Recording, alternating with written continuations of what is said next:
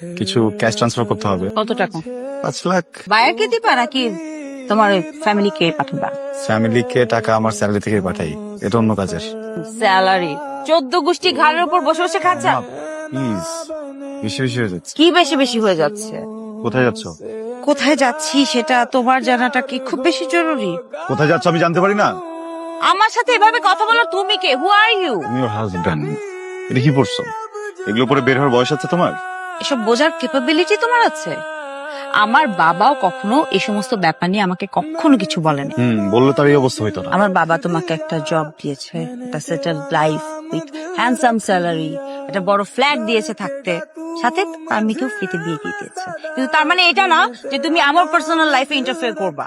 অবশ্যই এগুলো বুঝবা কিভাবে? এগুলো তো ফ্যামিলি থেকে আসে। কোত্থেকে আসো দেখতে হবে না? কাইয়া ভূত কোথাকার। ওদের দুজনেরই কিন্তু দুজনকে স্পেস দেওয়া উচিত।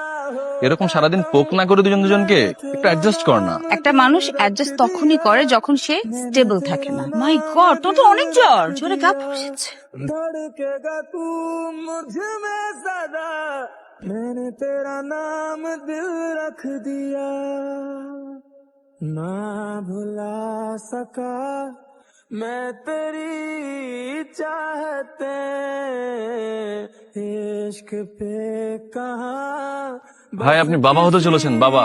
का चले हो भी जाए मेरी। আমাকে ক্ষমা করে দিও। আমি তোমার সাথে থাকতে পারবো না। তোমার যা ইচ্ছা তুমি করো, তোমার যেভাবে ইচ্ছা তুমি করো, আমি আর কোনোদিন কিছু বলবো না। প্লিজ আমাকে ছেড়ে যেও না।